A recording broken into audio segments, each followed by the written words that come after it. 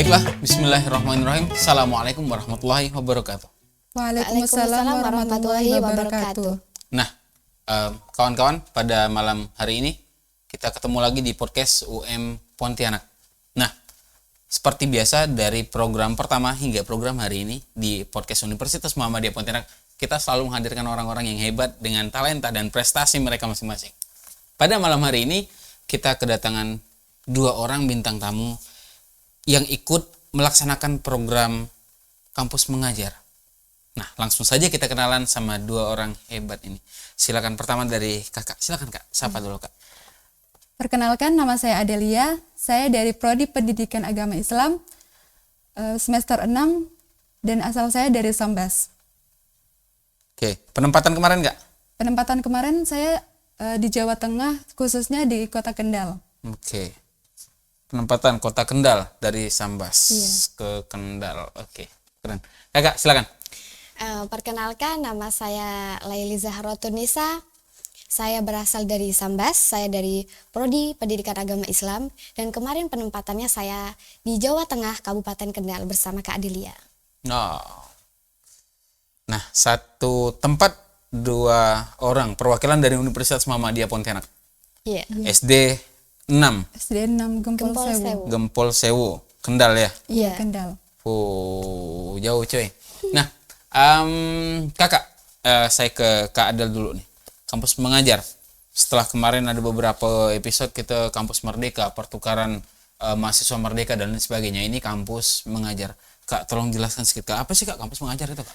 Kampus mengajar itu adalah salah satu program dari Kampus Merdeka, yang mana kami sebagai mahasiswa diberikan kesempatan untuk belajar 1 semester di luar kampus, dan juga kami menjadi mitra guru dalam meningkatkan kemampuan literasi dan numerasi serta adaptasi teknologi yang ada di sana. Oke, numerasi dan literasi. Iya. Serta IT juga tadi itu ya. Iya, pengembangan teknologi. Memang karena kalau kita lihat zaman sekarang ini kan udah zamannya teknologi kan. Iya. Saya ke Kak Laili. Awalnya program daftar atau gimana sih kak? Awal program daftar itu saya ketemunya sebelum saya ke Malaysia itu saya pernah scroll Instagram. Iya. Saya ketemu, wah ini ada kegiatan bagus. Saya coba buat daftar kampus mengajar, tapi qadarullah belum di ACC sama dosen sama dosen di PAI. Iya. Jadi tapi alhamdulillah keterima di Malaysia. Tapi setelah itu saya coba lagi untuk mengaplikasikan lagi di semester kemarin ini. Alhamdulillah sudah boleh ikut kampus mengajar. Jadi saya semuanya melakukan sendiri. Belum ada koordinatornya dari kampus ini. Jadi semua mahasiswa harus melakukannya sendiri-sendiri. Oke. Kalau kakak gimana? Daftar juga atau progresnya sendiri juga? Berdua. Oh berdua nih. Saya sama ngajakin kakak nih? teman. Iya. Oh, cek kawan. Bestie. Dia cek kawan. Oke. Kemarin Malaysia ada cek kawan, ada cek kawan lagi. Pergi di sana ya. Oke. Kak Adel. Penempatan di sekolah itu berapa orang sebenarnya kak? Sebenarnya tuh 4 orang. Tapi dalam prosesnya itu cuma 2 yang bertugas di sana. Oh, duanya lagi? Duanya itu mengundurkan diri saat pelaksanaan programnya itu. Oh, duanya mengundurkan diri. Oke.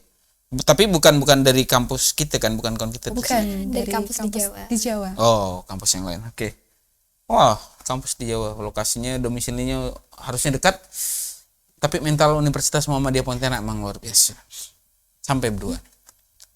Ke Kak Laili. Ini kan lingkungan yang baru. Ada kesulitan enggak sih adaptasi di sana? Kebetulan kalau karena saya sebenarnya kelahiran Kendal, jadi nggak begitu banyak tantangan ya, karena saya aslinya kelahiran Kendal dan saya pun orang Jawa, jadi saya anggap aja ini seperti pulang kampung. Beda lagi kalau sama Kak Adelia. Oh, jadi kakak sampai Sambas sih, mana cerita? Ayah saya pindah ke sini karena nyari kerja di sawit, nah gitu, jadi saya KTP-nya pindah jadi Sambas. Oh gitu. Aslinya di Kendal memang ya? Balik Iya. kampung coy. Nah, kalau Kak Adel ya, ada tantangan apa tantangan yang lumayan berat untuk menyesuaikan adaptasi di sana ketika sampai? Kalau misalnya tantangannya sih, yang pertama itu bahasa. Bahasa kita kan berbeda dari sana kan. Iya. Di sini biasanya di sini saya pakai bahasa Melayu, di sana pakai bahasa Jawa. Jadi pas mengajar itu jadi tantangan terberat karena kadang ada siswa yang tidak mengerti bahasa saya dan saya pun tidak mengerti bahasa mereka gitu. Tapi alhamdulillahnya sih di sana bahasa Indonesianya juga udah lumayan bagus gitu. Oke. Kakak nih jadi ngajar PAI. Iya, PAI. Sebenarnya di kampus Merdeka, kampus mengajar itu Iya. kami itu nggak fokus ke mengajar, tapi hanya membantu guru. Tapi qadarullah ada guru PAI yang pensiun. Iya. Jadi Pak Kepala Sekolah meminta bantuan kami untuk sekalian membantu mengajar mata pelajaran PAI. Oh. Dan kebetulan kami dari prodi PAI juga. Iya, kelas 1 sampai 6 ya berarti ya. Bagi-bagilah 3 kelas. Iya. 3 kelas. Kak Adel kelas berapa sama kelas berapa ya? Pertama tuh sebenarnya saya tuh kelas 1 sampai kelas 3. Cuman saya minta untuk kelas atas karena kan kelas bawah kan lebih susah bahasanya tuh. Belum terbiasa Belum bahasa terbiasa Indonesia. bahasa Indonesia. Kalau kelas atas kan udah lumayan terbiasa gitu. Jadi saya kelas 4, 5, 6. Tukar guling berarti. Iya, Iya. saya yang anak kecil. Oh, Kelas oke. 1, 2, 3. Oh. Lalu interaksi tadi kan dengan siswa udah tuh. Kak Leli, interaksi dengan gurunya gimana? Guru di sana ada berapa orang sih, Kak? Ada 9. Ada 9, ya. Alhamdulillah. Sebenarnya waktu sebelum ke sana, saya kan mikir itu daerah yang nggak saya kenal gitu. Walaupun saya orang sana, tapi itu jauh dari rumah saya yang dulu. Jadi saya mikir bagaimana nanti kalau orang-orangnya kurang baik gitu. Saya sudah menguatkan hati, tapi ternyata pas sudah sampai sana, saya terkejut. Orang-orangnya sangat ramah, sangat baik. Pokoknya benar-benar di luar ekspektasi. Oh. Sampai mereka itu waktu kami pertama kali ke sana, Iya. kami mengungkapkan apa masalah kami karena rumah kami jauh seperti itu. Mereka langsung bilang, ini saya pinjamkan rumah saya yang kosong gitu, nggak usah bayar, nggak usah apa. Jadi benar-benar gratis tinggal di sana. Iya. Makasih Bapak, makasih Ibu. Udah tolong kawan-kawan saya. Kalau Kakak nih, baru itu sampai di Kendal? Iya, ini pertama kali saya ke Jawa dan di Kendal. Lokasi, kan bicara lokasi ini, apakah di kota Kendalnya atau masuk lagi atau gimana? Masuk lagi ke dalam. Masuk ke dalam lagi? Ke dalam lagi. Dari Kendal ke tempat itu, ke SD-nya tuh memakan waktu 1 jam. Daerah apa nama SD-nya nih? Daerah Rawasari. Rawasari. Rawasari. Oh. 1 jam dari Kendal 1 ke jam dari lokasi Kendal itu ke ya. lokasi. Selama di perjalanan ada hambatan apa gitu? Tak ada, cuma apa ya? Biasanya kalau di Jawa itu kan jalannya bagus. Iya. Nah, daerah itu karena benar-benar sudah di pelosok gitu, maksudnya di pojok gitu Iya. kan. Jadi ada menyeberang dengan sampan. Oh. Nah, lalu jalan agak jelek seperti itu. Nyebrang di sampan motornya ikut naik juga? Iya. Oh. Soalnya di sana kan banyak desa, jadi motornya ikut juga. Bapak bayar nyebrang? 2.000. Udah Ibu? Iya, dari Kawan-kawan, sana ada Ibu, kok kita sini mah Ibu, sana kalau ya kan kawan ya? Seluas Sungai Kapuas lebarnya atau Oh, enggak sebar. udah sampai? Jadi kawan-kawan sana heran. Jangan kata kita sini mah Ibu aja Sungai Kapuas itu besar ya. Jadi dia tuh enggak terlalu lebar punya di sana. Kak, lalu ini ngajar di sana PAI. Iya. Basic anak-anak di sana tuh untuk ngajinya gimana? Udah oke semua kah atau gimana sih? Ke Kak Adel gimana? Kalau ngajinya sih ada yang udah bagus, cuman banyak juga yang belum bisa gitu. Disuruh ngaji tuh belum bisa. Nulis bahasa Arabnya tuh nggak bisa. Gitu loh. Kalau Kakak gimana Kak Leli? Ya kurang lebih seperti itu, masih kurang gitu. Mungkin karena jarang ada TPA ya, atau anak-anaknya masih kurang antusias dengan belajar lagi di luar sekolah gitu. Untuk belajar agama itu masih agak kurang gitu. Jadi masih kurang. Ibaratnya bener-bener fokus sekolah yang harus ngajarin itu gitu. Oke. Kak Adel, hambatan di bahasa tadi ya Kak Adel sebut ya? Iya, di bahasanya. Semua anak-anak di sana tuh atau ada memang anak yang belum bisa bahasa Indonesia? Ada kok? Ada yang sama sekali nggak bisa bahasa Indonesia. Jadi itulah susahnya di situ. Saya juga nggak mengerti bahasa mereka kan. Jadi ada penerjemah. Oh. Jadi temannya tuh jadi penerjemah saya dan juga Untuk ngomong ke penerjemah. dia ngomong ke kakak lewat. Iya. Wah, hebat. Ingat ada kakak satu orang nggak siapa nama translator? Ada kayak ingat? Apa ya? Muandim. Andim. Muandim, iya. Muandim. Halo Muandim. Wah, Anda hebat. Iya. Lalu, interaksi dengan masyarakat tadi aman ya berarti ya. Difasilitasi juga dan sebagainya. Iya. Iya. Kak, kalau saya lihat di Maps itu Kendal ini ujung atas ya, bagian utara ya. Iya, bagian utara. Dekat pantai. Dekat pantai. dekat pantai. 5 menit dari sekolah itu pantai rasanya. 5 menit dari sekolah Sekitar gitu. pantai. Jadi biasa lah ke pantai ya? Apa ya? Biasa nggak ya? Atau udah bosan kan tiap hari gitu? Bukan bosan, tapi karena terlalu sibuk Iya. jadi sampai tak main ke pantai. Nggak sempat main sih. Apa yang kakak sibuk di sana waktu itu? Karena di penempatan itu yang harusnya pekerjaan 4 orang menjadi pekerjaan 2 orang. Akhirnya ya kami merangkap gitu. Iya. Oh gitu. Kawan yang 2 tuh ngajar apa kak? Guru juga ke? Itu yang kampus mengajar itu harusnya kan 2 itu, tapi mengundurkan diri. Dia guru juga? Mahasiswa juga, mahasiswa seperti kami. Maksudnya prodinya, dia nggak prodi apa tuh? Prodinya apa ya, saya lupa. Memang keguruan atau mungkin di luar? Salah satunya ada yang keguruan, yang satunya bukan. Kalau kampus Merdeka ini nggak semua keguruan, jadi ada prodi biologi apa itu boleh-boleh aja. Wow. Artinya momen ini pas sekali ya. Kakak PAI, Iya.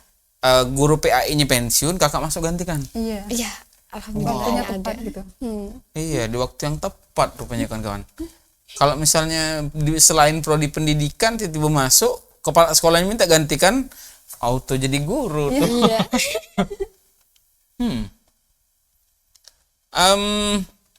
Selama progres, berapa bulan di sana kak? Kak Adel? Kurang lebih tuh 5 bulan 1 semester. 1 semester ya? Iya. Artinya sampai naik kelas kemarin kan? Iya, sampai naik kelas yang ngurus nilai rapotnya juga kami gitu. Oh. Sampai ngurus nilai rapotnya. Yang pakai aplikasi-aplikasi itu ya? Alhamdulillah enggak sih. Oh, enggak di sana. Ngasih nilainya aja gitu. Oh, Nanti ada guru kelasnya yang menghandle. yang inputnya. Iya. Cuman kan kemarin di kelas 6 kan ada praktek atau apa Iya. gitu kan. Itu kamilah yang ngurus Oh. ujian prakteknya. Kalau untuk Kak Laili, inisiatif apa yang Kak Laili paling ingat waktu di sana? Misalnya nih, cuman ada kasus dikasihkan nih. Ada sebuah kasus dikasihkan ini gimana, begini gimana. Mungkin kakak selesaikan. Apa inisiatif apa yang kakak paling terkenang sekali gitu? Iya, mungkin bukan menyelesaikan ya, tapi saya mencoba untuk memberi solusi. Waktu masa-masa observasi sekolah itu, saya lihat perpustakaan sekolahnya itu masih kosong bukunya. Nah, lalu kami berpikir gimana ini caranya untuk mendapatkan buku, sedangkan ya tidak semua orang bisa ngasih buku itu, dan anak-anak itu sangat rendah literasinya. Itu yang harus ditingkatkan, tapi malah tidak ada bukunya.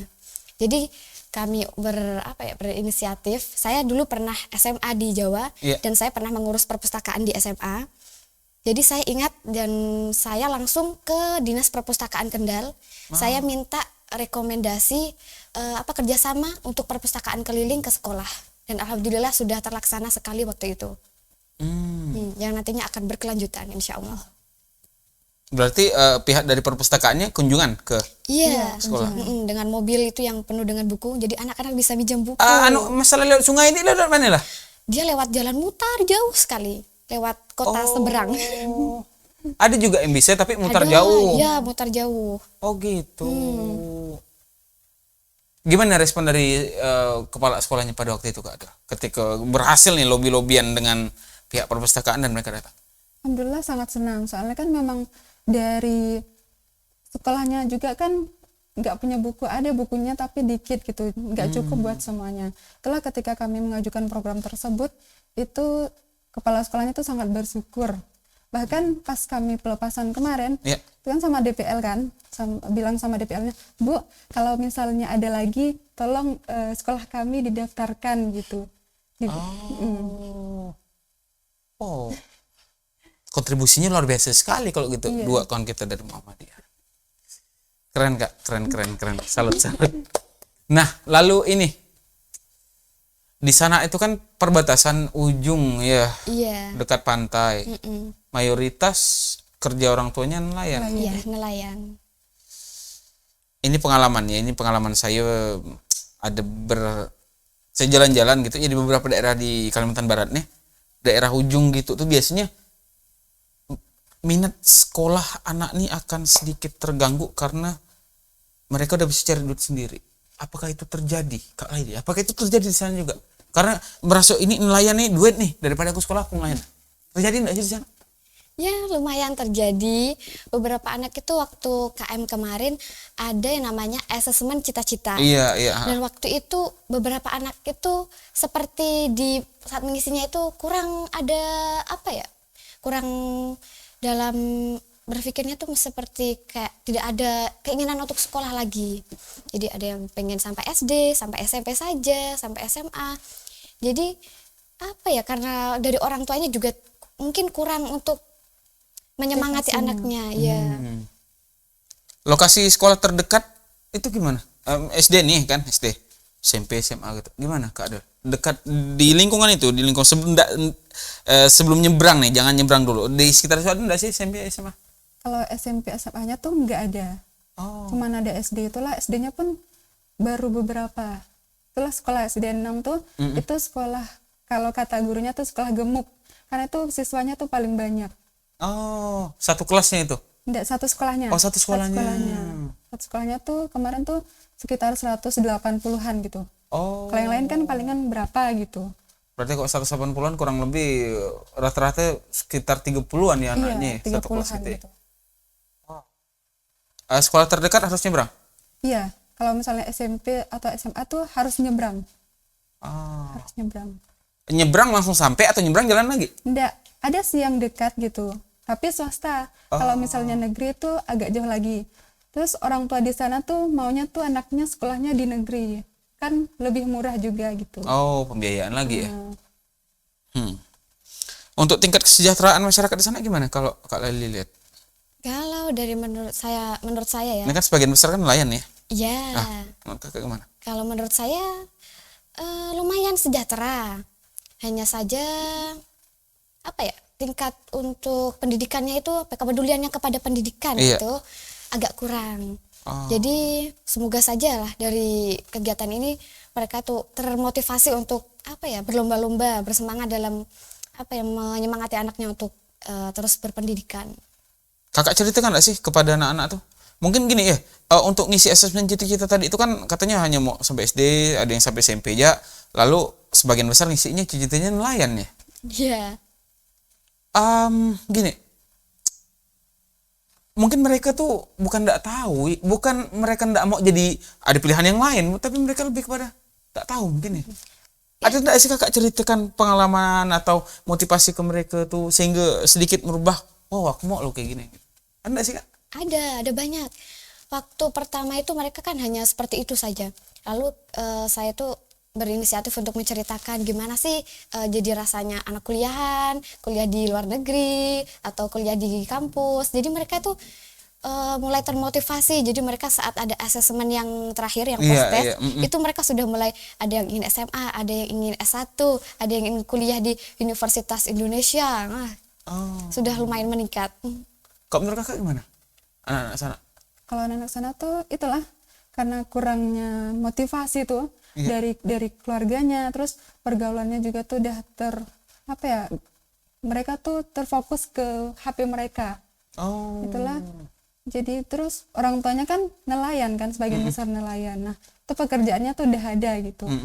Jadi cita-cita untuk keluar ataupun melanjutkan sekolah itu agak kurang rendah gitu. Karena mungkin kok istilah bahasa sekarang zona nyaman ya. Iya. Dia sudah berada di zona nyaman, akhirnya melupakan mungkin bagian mau jadi apa aku nanti. Iya. Satu orang paling berkesan selama Kakak di sana, Kak Adel. Kalau saya sih Paling berkesan. Safira. Kelas berapa dia? Safira kelas 4. Halo Safira. Hai Safira. Kenapa Kak ada berkesan Kak?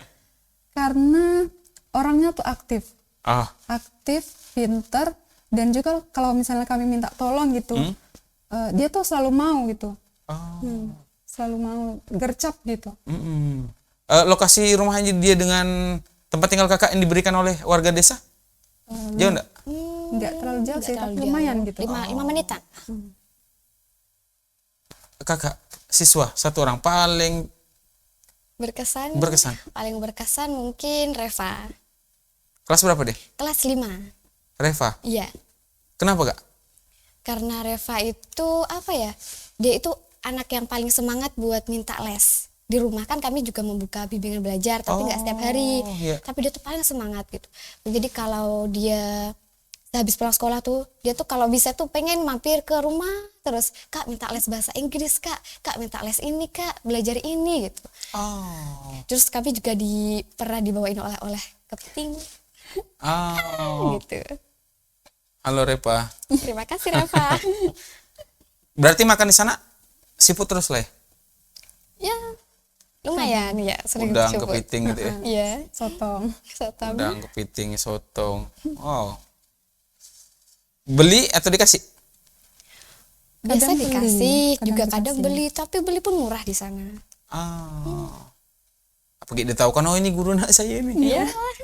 Bu guru, ini mau apa bu guru, beli ke bu guru, dah bu guru bawa balik. Iya. Kayak gitu ya. Kakak Adel, hambatan yang menjadi hambatan di sana.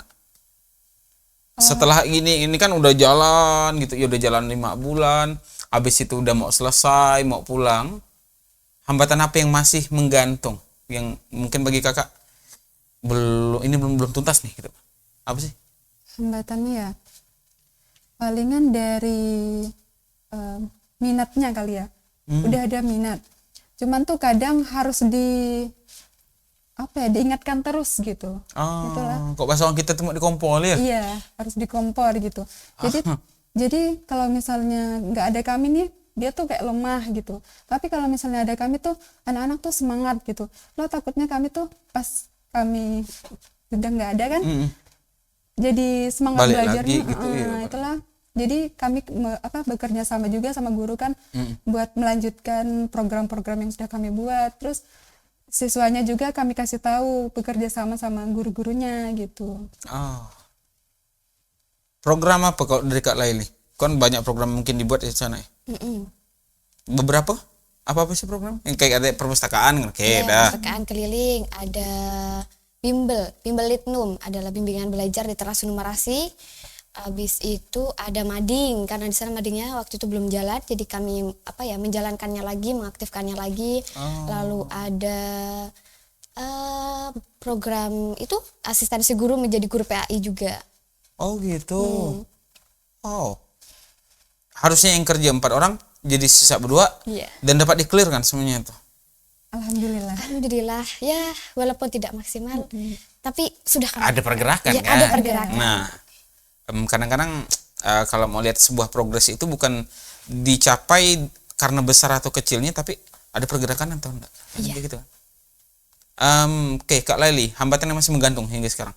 Hambatan yang masih menggantung kalau bagi saya itu sebenarnya punya banyak ide, punya banyak program yang ingin saya lakukan gitu. Tapi ya itu karena dari kerjaan 4 orang menjadi 2 itu, kami tuh kekurangan waktu, kekurangan tenaga. Jadi ada beberapa program yang kurang maksimal atau apa, tapi ya kami sudah bersyukur kami sudah bisa mengikuti ini, sudah punya gambaran gitu tentang nanti mengajar itu seperti gimana. Itu sudah cukup. Kak Adel, pesan kakak untuk siswa di sana. Masih ada kontak-kontakan nggak sih dengan anak-anak sana? Masih barusan masih tadi ada. kakak Artinya kan lagi apa? ketika ini di posting, kirim. Iya. Kak Adel dulu, pesan dan kesan kakak untuk anak-anak di sana, untuk siswi SD 6 di Kendal.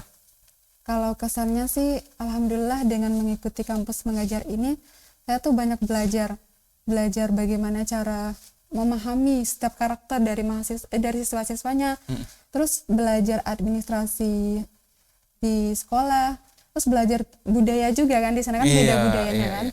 Nah itulah banyak belajar dan alhamdulillahnya seperti itu. Kalau untuk pesannya tuh